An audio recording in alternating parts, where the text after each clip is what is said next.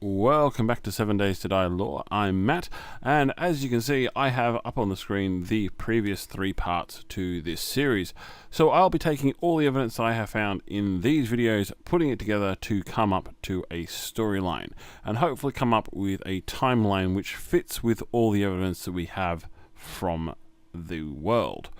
So, without further ado, let's have a look at the timeline and see what is currently on it.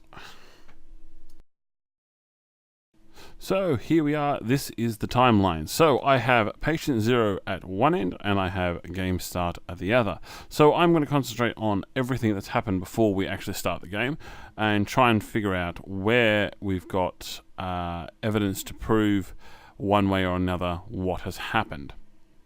You'll notice that I have put patient 0, and that is because I believe that this is actually a virus, not a nuclear mutation or any of the other things. Because if we look at some of the evidence from some of the other videos, you'll see that we have infected zombies, we have infected survivors, we have zombies coming back from the dead. We've got a number of things that points towards an infection, and if you take into effect that you can get infected yourself, I would say this is a strong case for an infection causing the apocalypse, the zombie apocalypse, than any other reason. So we'll start with that particular piece of evidence and we'll put that here on the timeline. So with that in mind, let's try and figure out where the patient 0 was. Now, if we look at a few places on the map, we finally get to Gravestown. Now, this place, as I said in my previous video, looks like it's been bombed out. Now, having a quick look at this place, it is completely devastated. So my thinking is that the patient 0 was based here in Gravestown, and that what has happened is there's been an attempt to contain the zombie apocalypse in this area. Looking at buildings, there's very little in the way of fortifications from people. It's just literally just bombed out. People have most of the time fled from this area. When you go look at other areas like in the forest and into the desert and the tundra areas, you find that their buildings have been fortified to a certain extent. So this has meant that they've had more time to deal with the virus as it's progressed out of Gravestown. So with that, I'm going to put Gravestown as the origin point, and that's going to be put here on the timeline. And we will now look at what caused the virus to spread from Gravestown out to the other areas of the map. As I alluded to in the previous point, the military had something to do with this. Now, as we've already seen from the previous clips, there's a lot of bombing that's gone on in Gravestown itself, with lots of holes in the ground and lots of areas which have been very badly damaged. Taking a wider look over the area, you can see that all of this area is completely devastated. And this can be seen by the fact that you have freeway parts scattered amongst the area. Now, these are substantial structures which have been completely destroyed.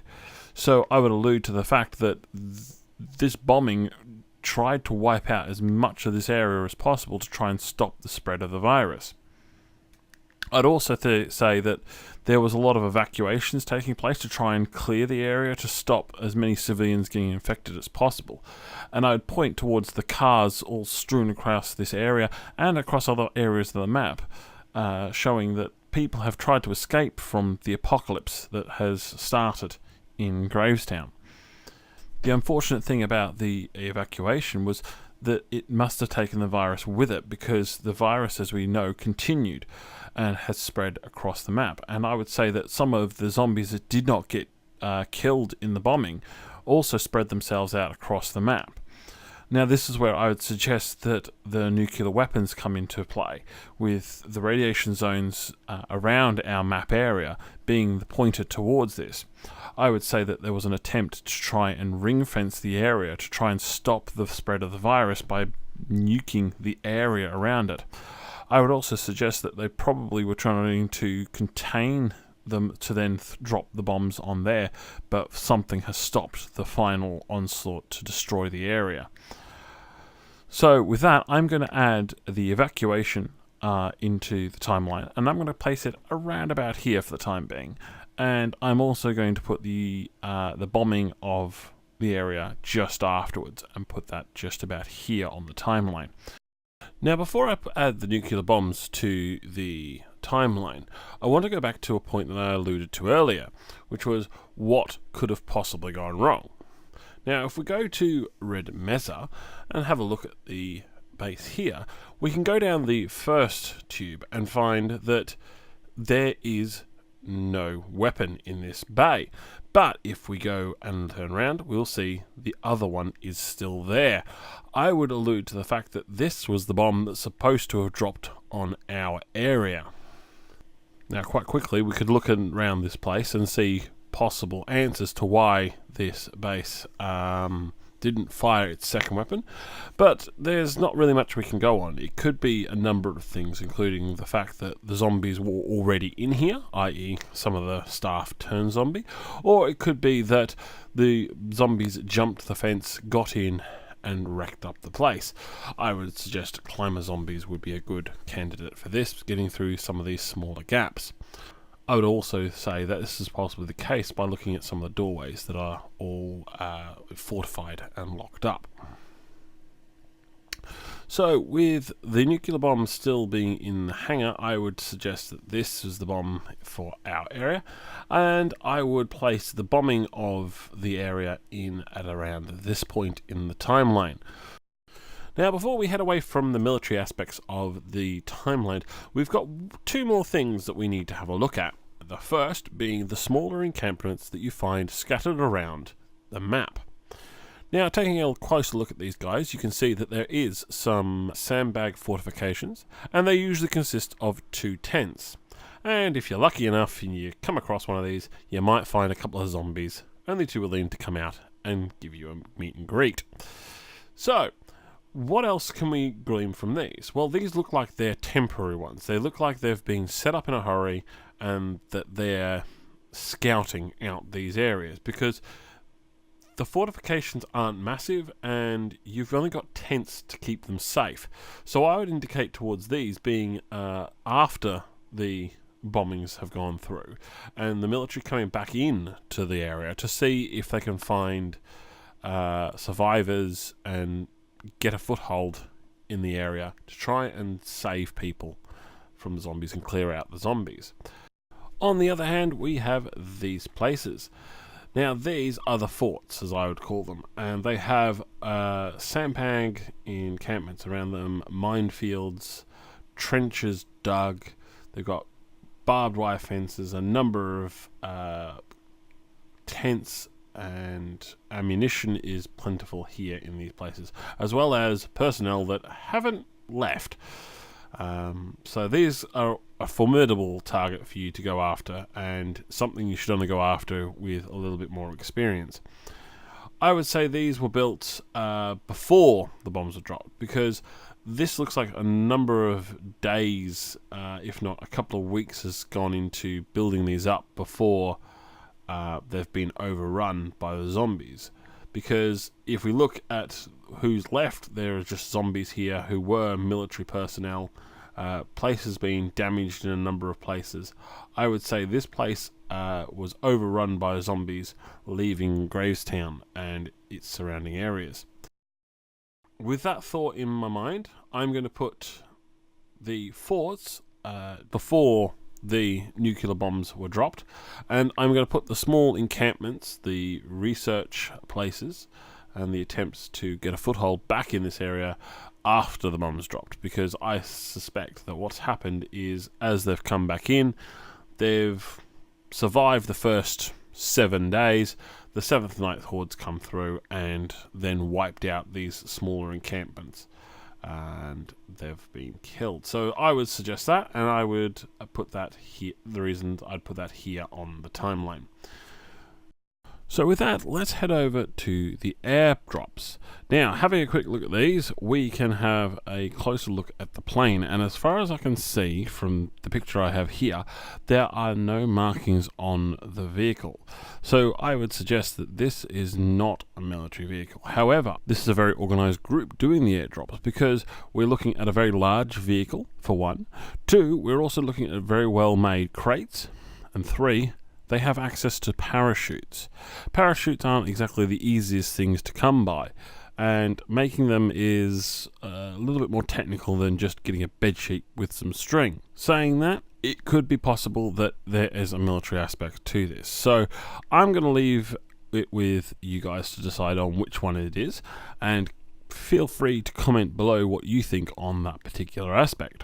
Moving on to the next point, we've got the gangs, the groups, the clans, these guys: White River, Crazy Jake, and Slick Willies. So let's start with White River. These are the most organized group because we can see a number of places have been built by them, and I would suggest that these guys are probably the oldest of the three groups. And I would point to these two particular places. But I would also point out this place. Now this place is overrun by zombies. And I'm going to say, and correct me if you're wrong, if you think I'm wrong, but I believe this used to be the original home of the White River settlement. Why? Because if we look at the others, they are literally just one guy, his shop, and a few places to sleep. While this place has a number of buildings, a number of shops, I would suspect that this place was built in the early stages of the zombie apocalypse, and people began to live here. But the problem is, with more people, there is more chance of the infection getting in. And that, I suspect, is what happened to this place. This place was overrun by zombies from within, and that's why we see no or very little damage around the perimeter of this base. So I'm going to put the White River settlement group starting off here on the timeline. With the start of White River being put in here, I'll also add in the settlement as the same start point. I will also put in the end point for this settlement. I'll put that around about here on the timeline. But I'll also put in the expansion. So when they left the original settlement to set up other little encampments. And I will put that just here. And I might cover the lore on the White River settlements later in another video. But for now, let's just leave it there on the timeline.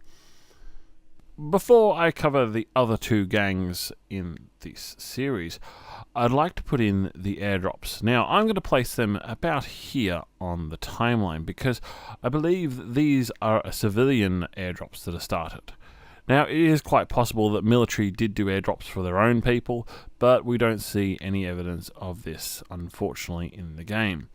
So, with the airdrops in, let's go back and have a look at the Crazy Jake clan and the Slick Willies.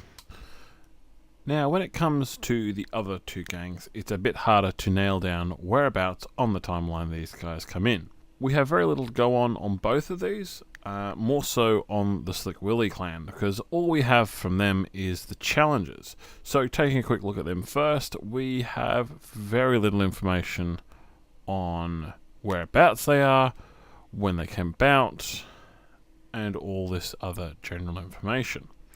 The only suggestion I can give on this one is that the Slick Willies came in just after the nukes and after the formation of the Crazy Jack clan, and were a product of the vacuum of power in the area.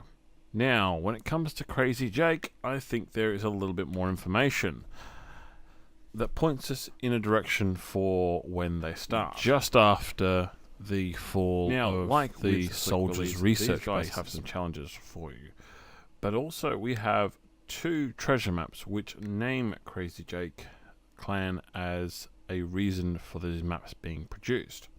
Looking back, we have Nicole, who says about keeping safe from Crazy Jack on her treasures. But then we have Raphael, who's talking about Crazy Jack has kidnapped his son. Now, this points me in a direction that these guys came about after the bombing of the area, after the nuclear bombs were dropped, sealing off the area. And this is the early stages of the power vacuum that's been left. Crazy Jake has taken a good grip of this and has done some kidnapping and other not so friendly things, which is why they have a bad reputation around the area. I would suggest that this is not unfounded by the fact of looking at the Challanges. He does come across as, well, crazy. So, looking at this, I would say that he came about earlier on than Slick Willie's, and so I'm going to place Crazy Jack here on the timeline, with the Slick Willie clan coming in after that point and putting them about here on the timeline. Now, as I said on both of these guys, it's a bit hard to nail down exactly where these guys came in, but this is my best guess. So if you have any comments on this, please leave them below, and we will have the discussion below and see where you guys think these two came into existence. So with that, let's go on to the final piece, and that is you, the main character, the person we wake up as. So if we take a look at this clip here, you see that you wake up. You've got light flooding into your retinas and temporarily blinding you. Now, I discussed this in the previous video, but I'll quickly go over it again. So when you wake up in the first thing in the morning, you don't like light streaming into your eyes. It temporarily blinds you a little bit, and that's the effect we're seeing here. It's not the blast of a nuclear explosion, because if you see this clip of us waking up in the night when you first start the game, there is no flash of light. So that comes down to the question: are we waking up from a normal night's sleep? Are we waking up from a coma? Are we waking up from being something else? Or have we just woken up because we've been dropped in this place? Well, I would take a look at the first quest we're given. It's a note that's been left with you. It's like someone had been there, given you this note, and left. So this comes down to the fact that it could be any of the three. But I would say this is a person who knows that you are going to survive. Because if you look at the note, it says the following: Dear friend, the wasteland can be an unforgiving place, and you look like you could do some help. Enclosed is a short guide to help you survive. If you complete it, we just might take in a new citizen. The White River Settlement, it's real and it's safe. Now, I would say that this person has found you and left you with this note, and has also left you with a few supplies, because what we have on us is a bottle of water, a can of food, a bandage, a torch, and a land claim block. Now, we're always found next to a car when we start the game, and this has always got items in it, or has items strewn around it. So I would say that you were one of the people who was escaping from the apocalypse when whatever happened to you happened, and that left you in that place unconscious and defenseless. So let's have a think about this whole storyline. We presumably were fleeing from the apocalypse in the car that we are next to when we wake up. I would say that a length of time has passed between us fleeing and us waking up, due to the fact that the car can sometimes be either damaged, stripped, buildings are destroyed, everything else has changed around us. I would say that we have been unconscious for a good amount of time. Now, this would then ask the question, were we unconscious, or did something happen to us to cause us to be this way?